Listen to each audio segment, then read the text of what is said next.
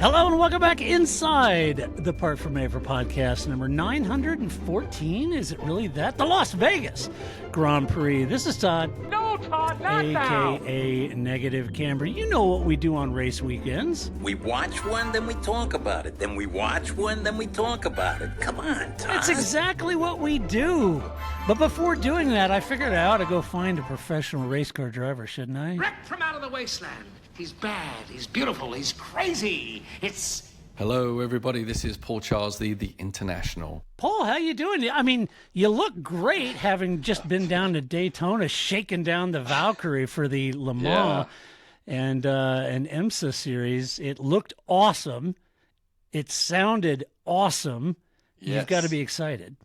I'm very excited. Yeah, it went pretty good. Car did a lot of miles, you know. I mean, it's tough to get into that crowd with the factory teams. And I know we're factory supported, but we're not a factory team. Right. And start messing with those boys, you know, the Ferraris and the Porsches and all that and the BMWs. So it was good. Right. We were just biting at their heels, and that's a pretty good place to start from for our first test out there in the big world versus them. And it's funny, you see comments, you know, people say, "Oh no, the car's a dud" or something. It's like, dude, it was our first day, you know. Yeah, it's like, first day. Give us a break. We're not going to start throwing it on pole versus the Penalties of the world, but we think we've got a good baseline car to run from, and as you say, it's got a sexy sound to it. So I think people are going to really enjoy seeing that race, and we'll just start working on the car, keep working and getting faster and faster, and hopefully annoying some of the bigger for And you had a big driver announcement for the lineup this week. Yep. So we announced at least two of our drivers this for the WEC series, and so we've got Harry Ticknell's going to be in the 007, and we've got Alex Riberas, who was our GT driver in the WEC and sometime in the IMSA last year. He's going to be driving the 009 car in WEC. So I kind of know who's driving the other things, but it's gonna. I don't want to spoil the press announcements, but it's going to be pretty dynamic driver pairings and teams, and I'm super excited by it. Yeah. Can you confirm here live for Formula One audience that one of the drivers for it won't be Lance? Yes, I can confirm that. Because people are going to ask. Why? Yeah, I know. There's a lot of talk about that. But Yeah. Okay. Yeah. All right. Yeah. I think he's busy. You know, he's got he is busy. He's a Formula One driver. To shoot for. Yeah. I know. Even Fernando. He's really busy. He's got no radio. Yes. You know? He's got to work on his hand signals, I guess. Very much. Coming in. Coming in. That's what you have to do. I'm coming in. Right. Or this. How's this? Point. In. Right. I'm coming in. I'm coming in. Yeah. I'm coming in. Flash your lights. Oh, that's right. You don't have lights. Yeah. Pump the brakes. No, don't pump the brakes. Yeah. Oh my! Well, let's talk about the Las Vegas Grand Prix because that's why we're here, Paul. And it's going to be everyone's exciting. waiting for. Everyone is waiting. They've been waiting for this review. Okay, let's jump in to the Las Vegas Grand Prix, Sin City, shall we? Right off front, wrong start time. Start at 5 p.m., let it run into the evening, 6 p.m., let it run into evening, whatever. But starting at midnight my time is challenging for me. Yes. Well, great for everyone in England, though. They get a dose of what we have to do most of the time, which is drink their coffee and watch F1. To be fair, it's perfect timing for all our friends in Australia. Yeah. Yeah. Mm-hmm. And so it sucks for the US people at the US race, but on East Coast or Central. We got two other races to watch, so we're a bit spoiled at this point. We are spoiled at this point, but that's number one. But what we learned from last year was that the strip really prompted a lot of passing, and it was really no different this year.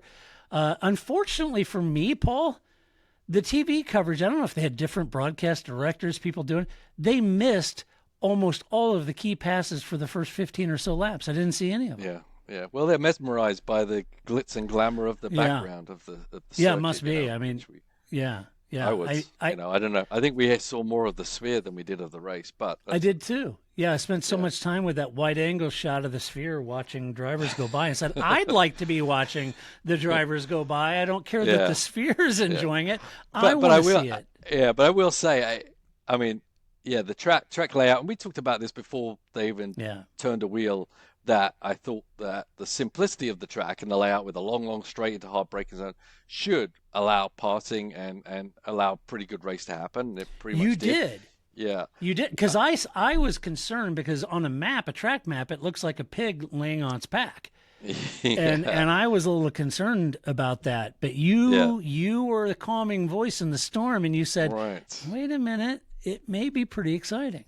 Yeah, I thought it'd be pretty good, and I think, as the years go on, we'll recognize the corners a little bit more. But I think, there's a few corners, a couple of left-right chicanes. The last left-hand corner, pretty exciting when Charles was trying to make that move on Russell, and I think it's a pretty good layout. It works pretty good. For some reason, I thought actually the aesthetics were actually better with the background than last year. And I don't know if they moved things around a little bit, but it looked more like we were racing in Vegas rather than you saw a shot of Vegas and then you saw a shot of walls and a track. I thought they did a pretty good job there.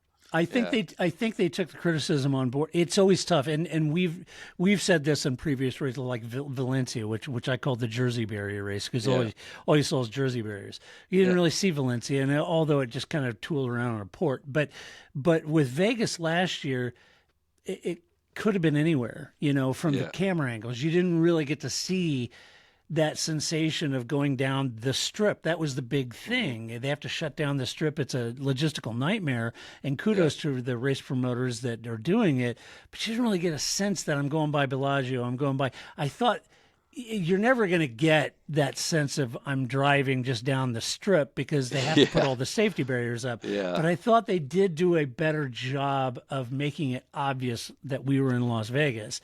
Right. Having said that, missing all of those key passes for the first 15 laps or so, I was just stumped. And I think they ended up showing George Russell, the man who won the race, 3 times in the entire race. Yeah, that's true. That is and true. I was like, I think it was the director of the Dolly Parton show that took over. Right. I mean, no offense. Look, it's a logistical nightmare. I get it. And they're all pros, and I'm not beating you up on it. It's just, I hate to miss all the key passes in the race. And I mean, I appreciate the sphere, but I'm there to see the race. And when you miss all the key passes in the first 10 laps, it's just I don't know. It's hard. Yeah. Now, one thing I haven't heard is the fan experience, because I know last year it was a horror story from everyone I knew that went there. Yeah. Trying to get out, trying to get back to your hotel that was a mile away would take you hours. Obviously they covered off a lot of viewing areas. We saw people peeking through the black vinyl. Yeah. I'd be interested to know people that went there how that experience was, if they went back to back, or if this is your first time, how was that experience? The logistics, did they improve a lot? I thought on screen it looked better, but as I said, I don't know what it was like on the ground. Well, one of the big value props of Las Vegas is a destination city for trade shows and everything else. I've been out there a bajillion times for trade shows in the technology industry, but is their ability to move people and to there's over, I don't know how many thousands and thousands and tens of thousands of hotel rooms they have out there. They should be able to move people, and I'm hoping this year is better. I think the attendance is over 300,000 in aggregate over the weekend, so hopefully they did a better job of it. I would love to hear from people too. The lack of grip, cool temps, high speed really do make the track a fun race. And despite its track map looking, like I said, like a pig on its back, we also learned last year, what did we learn? Last year that it kind of repeated this year, that whole awkward ride to the Bellagio for interviews just doesn't work for me. It stunts the entire energy of the race. They get out of their cars, they're excited, they're fist pumping, the team is there. They rush over with JB and he asks them some fun questions, and the team's there, they get to hear it and all that. And then, they go from that to cool down room, and then this whole awkward ride in really nice rolls, I might add, but it takes forever, and the drivers are confused, and they go over there, and then they talk to them, and then they got to get back in the car, and they got to come back over, and they jump on top of these 2 or 3 job boxes, basically gigantic job boxes, and they have their podium ceremony, and the team, I don't even know what zip code the team are. It's not like they can stand under the podium, and you know what I mean? It's just it's very it's very tough. lacking. It's like the opposite of the Tifosi and Ferrari, right? I mean, it could be anywhere. When they're doing the interviews, when JB was doing that literally could have been in the middle of a parking. A mall where no one was around. The atmosphere was gone. There was no people around. No one seeing it. You didn't even know it could have been a part of the event. I think everyone had gone home by the time the drivers came back. For a place such as that, you would think they would have a whole big plan. And I can understand them making a mistake in year 1. I think they should have definitely learned their lesson and not try to repeat that performance. And hopefully they don't do it again because it was awful. Yeah, I don't, and I think I put in the race review, I don't understand why they don't. I mean, they've got the whole paddock building built. Why don't they build a super cool Vegas version of the Monza podium, where the crowd is all there and the people? I mean, this is, I don't know. Why not? Fly the drivers over on wires. Yeah. Like Lewis over at Turkish Opera. Yeah, exactly. Just have them flying over the main grandstand. Right. Spraying the champagne at the people. Right. I don't know. It's just a whole, it's a non sequitur for me. Maybe the children wouldn't appreciate that. But here, probably not. Yeah, I would. I think it'd be hilarious. But here's the good news. No valve covers were injured during the making of this race. But it seems that Brad Pitt's character in the movie F1 might have been injured. I watched that, and it was so funny. Bless their hearts, the people who don't know, and they saw little clips. There may not be racing fans, they may not be Formula One fans, and they saw this clip of Brad shooting a movie, and Brad fainted, and they didn't know it was a movie, and I fear, it could happen. It could happen. It could, I get it. I'm not beating him up, but is this? Oh my gosh, Brad, his health. What's wrong with Brad? But it was in the movie, and another box ticked. Yeah, my apprehension of even watching this. I'm telling you, after watching him with the wreck car, he walks over and drops over on a mat. They caught him, and I'm kind of thinking, ooh, this has Driven vibes to it. Already. Yeah. It's got hopefully they don't put blood in his hands. Is this what you want? I know. Because Sly Stallone was there, and I thought, oh, this has got all Driven vibes. Did Stallone get his hands on this thing already? Is he going to do a little cameo at the end? Yeah. Well, you did good, kid. Stallone is there. You got valve covers flying off the road like in Driven, with the manhole covers. You got him falling. Anyway. All right. No. I'm cautiously optimistic, Paul. Oh, yeah. Good for you. I'm cautiously optimistic. I am not. Yeah, I know. I know you're not. All right, let's talk about the race, man. Okay. That's why we're here. Nobody gives a damn. They want to know about the race. What happened? They don't give a damn about Brad. They don't. They want to know about Mercedes. What they really want to know is how can you be so off pace for the majority of the season and come here and just dominate the entire weekend. How is that even possible? And that's exactly what Mercedes did. You had Lewis Hamilton in P2, George Russell in P1. Mercedes looked fast from free practice 1 onward. And while I appreciate it, caught the team a little off guard, and the team in Toto are like, we have no idea why we're... they're smarter than that. They have some idea of why they were. But I think it probably did catch them off guard at just how fast they actually were. And so, they're good in Vegas, cool temps, low grip. Maybe that just favored they didn't chew their tires up, whatever it was. George put it on pole. Lewis had that moment, Q3, had that error. So he started all the way down in P10. George had on pole, took victory from pole, managed his tires, protected it from greening, won convincingly. A fantastic performance from George's side. I thought he did a wonderful job. Held off from Leclerc's attack early on, then set about, managed his pace, managed his race, and then everybody's like, oh, Lewis is coming back. He's going to do the Lewis thing. He's going to come in. Nah, he got about 5 seconds from George. George lit the wick, turned it on, had it completely under control the whole race. Fantastic performance.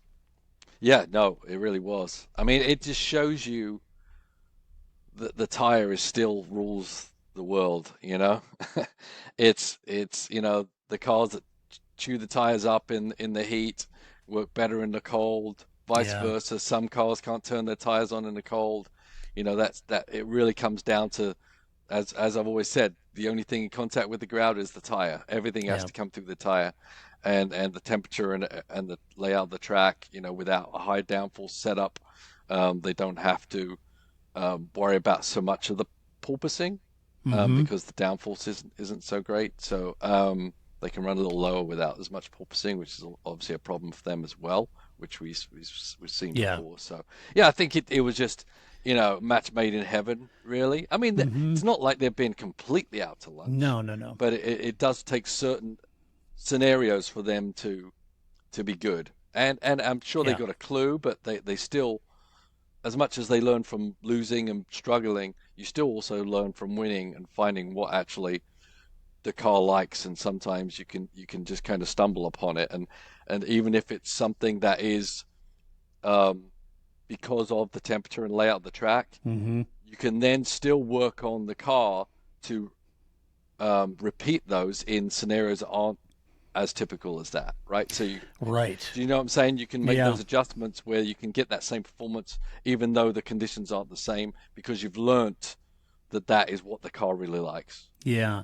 Yeah, it's interesting. And I think that's a it's not just Mercedes.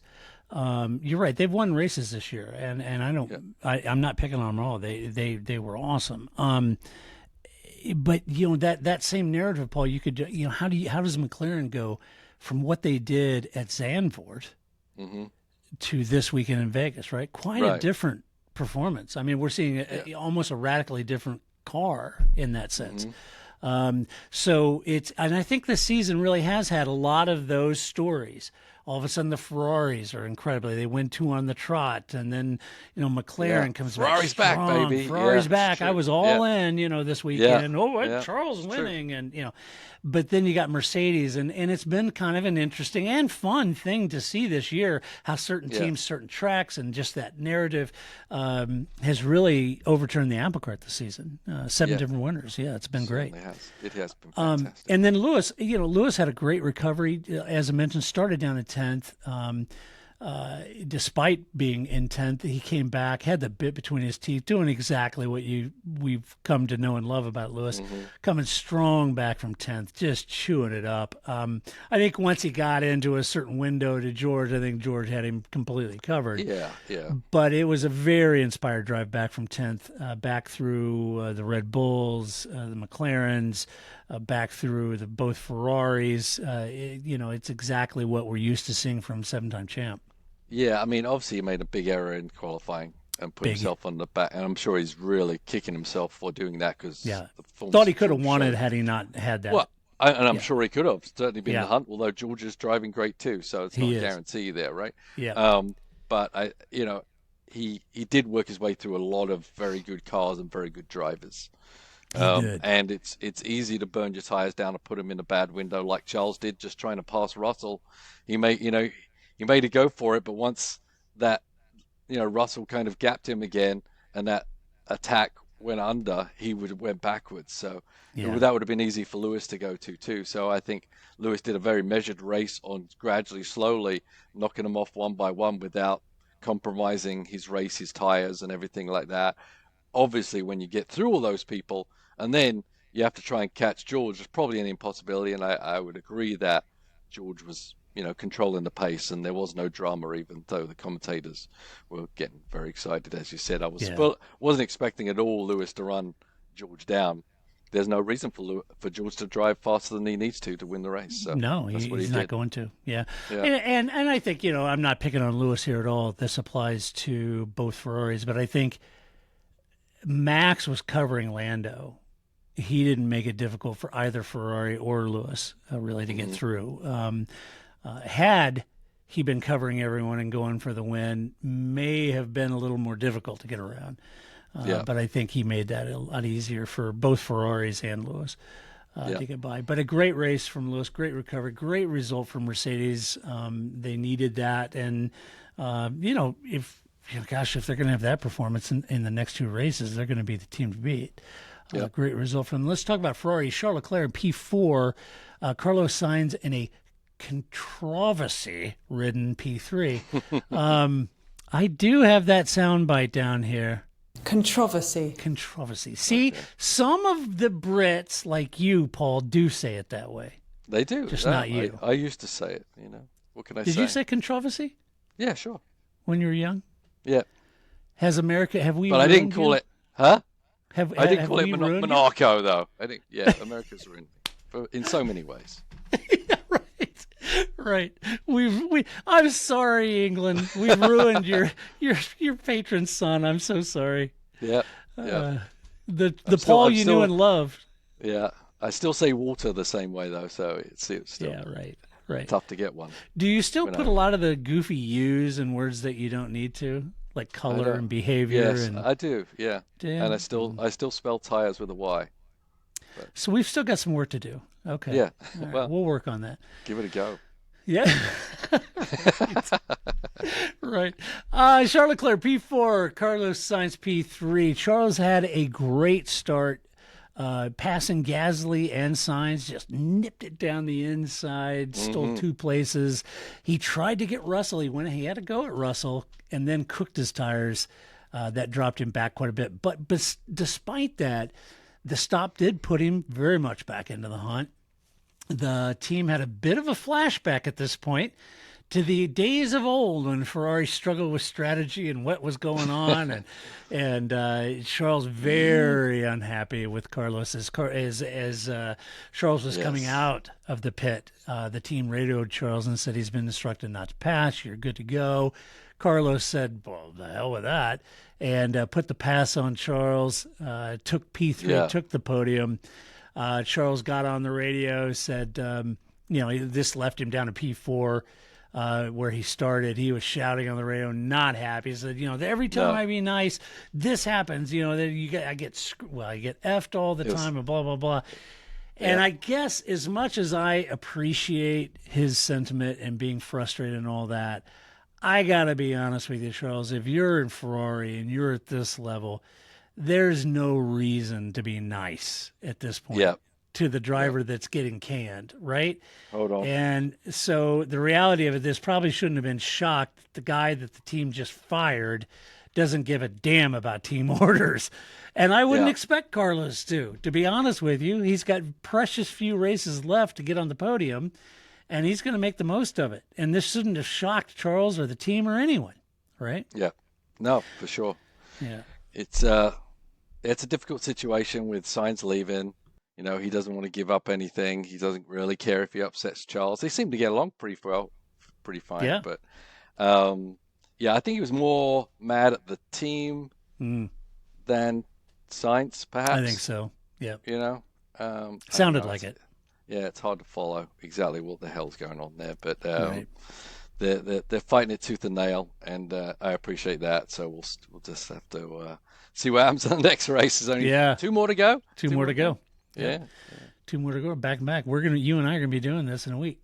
What? What? Oh wait, I've got a soundbite for that too. What? So Carlos, speaking of Carlos, was demanding that the team bring him in much earlier for a second stop. And he even started to enter the pits, was told to stay out. So then he went back over the pit line, back onto the track. He didn't get a penalty, as the race director or the stewards apparently treated it as exceeding the track limits. So they gave him a warning. But I got to be honest with you, I thought when you cross that pit entry and you're in, to come back over that line as a penalty, I thought. Yeah, I didn't look at the whole rule book thing there. I mean, I know sometimes you can, certainly in IMSA, you can bail back out unless you're at the pit entry line where you're at the pit speed line. Okay. But you can get done for unsafe re-entering the track and things like that. There's all kinds of things they could have done. Yeah. Could have said, well, he just came in too hot, cooked it, wasn't going to make the turn, and bailed back out on the track. Yeah. I think I'm fine with him not getting a penalty for that. I mean, but it was the penalty was what actually happened, right? So True. that's painful. That was painful to watch. Yeah. It was, and then thanks to AWS, they ran a graphic on the race and said, had they boxed him when Carlos said to box, he would have won the race. Yep. Sorry, I don't know. What do you have? Trying to plug myself in here. For some that reason. might be a good idea. My thing's not charging. We'd hate Never to had lose. this problem before, apart from all the other times I've had this problem. Well, it's because you're not safely at your own home. I am not at my own home, and apparently that thing isn't working. Now, are you powering, Paul? No, it doesn't seem to be. Okay. Sorry, hold on, listeners. Don't panic. Well, while you're doing that, I'm going to talk you through Carlos. He's got nothing to lose. And he's got fired from Ferrari. He's got nothing to lose, so he passed Charles and took the podium. And who can blame him? I don't think I would. And he was a little cagey. He was mad too. I think he was mad with the team, and Charles is mad with the team. And they both said, "Well, we'll just discuss it, between the team later." Now, are you charging, Paul? I'm really not. So. Give me 2 seconds. Yeah. Okay. Well, while you do that, yeah. Why don't you talk amongst yourselves? I'm going to talk amongst ourselves. So I'm going to walk everybody through Red Bull. So Red Bull, you had Sergio Perez in P10, Max Verstappen in P5. Max had a good start, kept Lando behind him in the initial laps, and once he got past Gasly, he made his way to second place, but didn't defend too hard against both Mercedes and Ferrari, as it wasn't, he wasn't really in that race. That wasn't his race anyway. And he secured fifth. That was certainly enough to win the title and then celebrate his fourth world championship in a row now. He joins very rare company with Alain Prost and Sebastian Vettel. I saw an interesting, I don't know if it was a quote, and I didn't go digging around, but I saw it interesting. I think it said that someone in the press said, well, Max has won 4 titles on the trot, and Vettel won more titles on the trot, and something Fernando was like, well, but Vettel had the car, and they said, so are you saying that Max's 4 titles were harder earned than Vettel's? And Alonso said yes. It was like zing. So there you go. You can't say that about Sebastian. Everybody loves Sebastian. You can't say that nowadays. He picks up trash and everything. I'm he really picks not up having trash. good luck with this. He does bees and stuff. So there's that, But 4-time world champion is incredible. It's a tall order for anyone, and it's amazing to me that a 4th title is absolutely astounding. And in a lot of ways, when you think about the title, the world championship title, say what you want about Max, his driving or whatever, but he's won 4 titles. I just don't think you can continue to ignore how comprehensively good this guy is in driving. He's phenomenal. He's an incredible driver. And that's just the harsh reality. You can be mad about 2021, but the last 3 years have been absolutely stunning from Max. So, Did you get charged, Paul? I don't know. Oh. We might have to talk really quickly. We're going to talk real fast. I don't know. It's everything I plug in isn't working. But hey, that's not fun. See. No. So you've got your power cable, and you plug your power cable in the outlet. I know. That's what I'm trying to figure out. It doesn't work. Plugged in. Yeah, something like that. Strange. Okay. Yeah. Well, let's keep going. Okay, we'll keep going. Yeah. So anyway, a fantastic championship for Max, and a great win. Did exactly what he needed to do, cover Lando, and he did it. Yep. No, it's been as you say, he's phenomenal talent, and you can hate him whatever you like. Maybe he's not your best personality that you like, but he's got an amazing talent, and he's showed it. especially when you compare him to his teammate. I mean, teammate was no mug, but in the words of Yuki, he destroyed him and destroyed everyone else that comes his way, and built the team around him, and he's the only reason Red Bull are even in the sniff of any kind of championship. For their obviously for the manufacturers, they're a little bit far off, but they're close, and it's all because of him. And this is his championship rather than the Red Bull's championship, I feel. Yeah, it's a good point. It was good. Zach went up and congratulated him after, but Max saying, well, he said, also he did it only in the best car. That's not true this year. Definitely not. Yeah. Yeah, it was great. Sergio, tough race for him. Started P15, made it up to P10, scored a point, Paul. Did have a nice pass, a double pass later in the race. Which was nice, but starting from that far back, it was always going to be tough. Stopped him a couple times. It was a tough race, and thankfully he didn't have any clashes with Liam again, so that was good. But a very difficult race for Sergio. Yeah, it's just another race for Sergio. Right. I was very surprised that he was even at this race. I really was. Yeah. I thought Red Bull would basically be done already, but they're not. And maybe it's because they don't feel they care that much about the championship for the They maybe want manufacturers. more wind tunnel time. Who knows? They want more wind tunnel time, and so they're not really going to make anything with it at this point. Yeah, right. So maybe it's not worth upsetting the apple cart that much, but I would. Yeah, for sure. Let's see. McLaren, Lando Norris, P6, Oscar Piastri, P7. McLaren said that the denial of using their trick rear wing didn't impact them. It wasn't that much of a gain. That's not what caught him out, but it was simply a total lack of pace in the cool, slippery conditions. And this left Lando stopping late to pick up a fast lap, and that's about all he could get, finishing down at P6. Just did not have the pace. Losing the driver's title is really one thing. I think that was always going to be tough for Lando at this point, but that was always going to be a tall order. But really, it comes down to the manufacturers, and losing those points to Ferrari very much puts Ferrari in the hunt in the final two races. So that's really what they're covering, and really what they were covering this weekend. So, not a lot to talk about Lando's race. There just wasn't a lot in it for him. And never really could mount a challenge. No. He just kind of trundled around behind, watched everyone else race, and just trundled around his own. The car, the tire, whatever, the temperature, the track didn't suit that car, and so they just had to take what they could. At least both cars scored points, and I get that Ferrari gained on them, but at least they didn't lose as much as possibly they could have. Yeah. And then Oscar, he got that 5-second penalty for lining up out of his start box. I only saw the one angle of it, and it didn't really look that egregious to me from the head-on angle, but I couldn't really tell.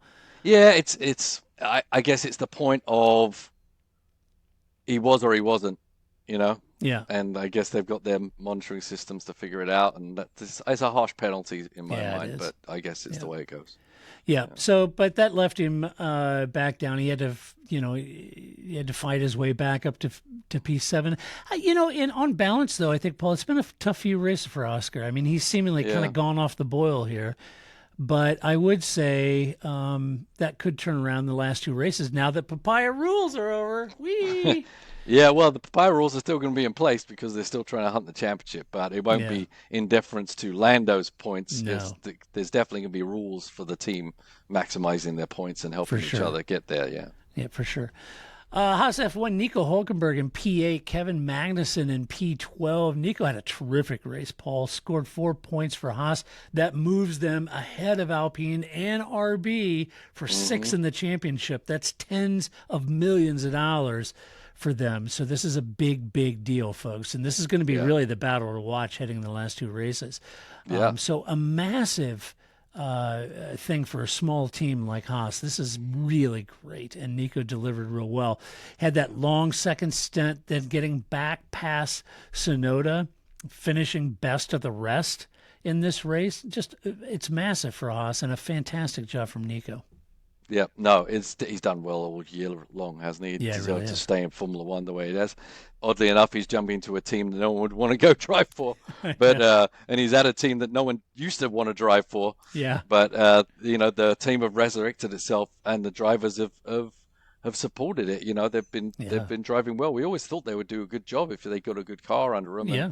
And that's exactly what's happening. And I say that it's not a miracle anymore, but the Haas did it. But it's certainly a real feat to turn it around like they did. Yeah. Yeah, it really is. Kudos to Komatsu. He's doing a fantastic job. And really, Kevin, he was kind of left on that one stopper to see if it worked.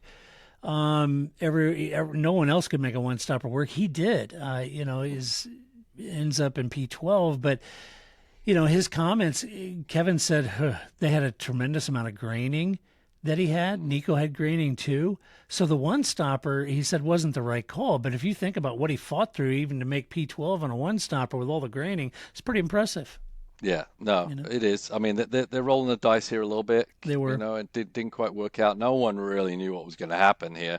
As we hear, the Ruth from F1 TV say, it could be a one or it could be a two stop. Ended up being two stop. Two, yeah. But could easily have turned the other way. They just don't know when they're at a track that they don't come to once a year and haven't been here very often at all anyway. Yeah. Good point. RB, Liam Lawson, P16, Yuki Tsunoda, P9. Liam had a tough race battling Magnussen and Perez, and then both of them at the same time. But his tires were worn. He said that they may have stretched the second stint too far. That left him with very little grip in the closing stages, too much to do in order to make a gain. And he got destroyed by Yuki Tsunoda, Paul. Yeah. Not really. Obviously they pitted him at the end and for new rubber when the race is already over, just because. But his race was sunk at that point. Yeah. But I mean, he was still right there with Yuki till the strategy separated him. Yeah, so just had that strategy. Okay. Yeah, I think he was too. I didn't walk away and say, "Hey, Lawson, Yuki kicked his butt." That wasn't the case. Yuki had a better race though too. Ran a P7 for much of the race. Hulkenberg and Piastri were just too quick for him in the end. He sunk down to P9, which is important for that point. I know it sounds silly, but Yuki's kind of keeping RB at least in the hunt for that P6 against Haas and Alpine. So they needed the points and they got it. So which is good. Yep. Good old Yuki. Good old Yukester. Yeah, straight to Red Bull, man. Throw him right in there. That's he's right. ready. Right, he's ready. Scored P9. He's ready to roll. Yeah, he's destroyed everybody. Move him Destroyed him. Don't hold Yuki back. Yeah, we're referencing a comment Yuki said earlier in the week that he's just going to have to keep on destroying his teammates to prove it. Yeah. Destroying. Maybe a little liberal use of the word destroying there. Yeah. Aston Martin, Lance Stroll, P15, Fernando Alonso, P11. It was a quiet race, really, for Aston Martin, and a very quiet race for Lance Stroll, as it turns out, because he had no radio from the first lap onward. He said he couldn't tell the team when he was going to box, so they weren't ready for him. It cost him about 20 seconds. I feel bad for him. Tough. That left him at the very back, and he had to pedal his way back to P15. So not a happy race for Lance with no radio. No, but I mean the team should have signals and things figured out if that happens. That's certainly what we do on our team when we go through. That's what the pit board's for, right, Paul? Yeah, it's what the pit board's for. Or you definitely don't just come in on a whim. You can wave to people or whatever. I mean, before every IMSA race, we go over these same things again, even though we've said them every time. This is what happens if the radio goes out. This is the signal. This is what you do. This is what you don't do. Don't just pit, because you see a pit board. All kinds of things. So maybe they don't do that in Formula One because they don't have those issues as much, but it bit them this time, right? Yeah, for sure. It's nice to know you got your crap together in IMSA, Paul. Yeah. Because you'd think in Formula One they'd have figured that out too. Yeah, you'd think. Yeah, you would think. Let's see. They also started Alonso. Talk about gambling in Vegas. They started him on softs. I assume they were thinking early safety car. That didn't happen, so they boxed him early for fresh tires. He did fight his way back to P10 though, but he lost the spot to Perez late. Perez had fresher tires and couldn't hold him off. Finishing P11. He said that he feels like they should have scored points though, had they got that right. Yeah, I think they would have, and I think he actually had a really, really good race. I know it was quiet, but I think his performance in the car was actually really, really good considering how early he pitted. Yeah. I think he did a phenomenal job as he always tries to do. But, yeah, he always does. He always tries to deliver. I agree with Paul. I think they would have been the points for sure with Alonso. Yeah. Let's see. Williams, Alex Albon, a DNF. Franco Colapinto, P14. Tough weekend for Williams. You had Franco crashing the car, killing all three corners of it in quali. And then a DNF for Albon in the race. That was tough. Alex was doing really well early on. Looked as if he might challenge for a point. But then he had an overheating issue with his brakes. They had a suspected plastic bag in the brake ducts. That was bad. Then the PU failure later on pretty much ended his race right there. Because of that crash, Paul, Franco started from pit lane, couldn't fight his way back into the points. But he did. He did. Yeah, tough weekend, obviously, for Alex, for what you just said. They're pretty close in drivers. Still not buying the Colapinto mania. I mean, I'm fully supporting this guy should be in Formula One, and he's got a good future and a lot of potential, but he is not ready for prime time in a Red Bull seat alongside Max Verstappen. I'm sorry. No. I don't know why you would even contemplate that at this point. It'd be the worst idea for him. Red Bull have thrown in a couple of really good drivers, Albon and Gasly, and destroyed them by moving them up too soon, not ready. Do not do this to Colapinto. I agree. I would say, you can throw Lawson in there or whatever, but much better than, I think, Colapinto being ready. So if there's a seat for Colapinto within the Red Bull organization, it should be to fill the vacant seat from Liam Lawson at RB. It should be. Not into Red Bull. Yep. No. Yeah. No. I agree. Let's see. Kick Sauber, Valtteri Bottas, P18, the sacrificial Valtteri Bottas, P18, and I'll explain in a moment. Joe Guan Yu, P13. Joe had a good race going, running in the top 10 briefly, for a little bit.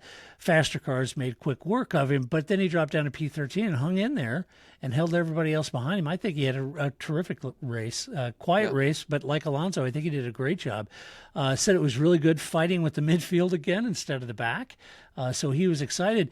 And what I'm talking about with Valtteri here, he started on hards, tried the one-stopper, couldn't make that work. But what did he do, Paul? The consummate professional that he is, he played the team game and protected Joe's efforts to finish P13. Have you seen such sacrifice?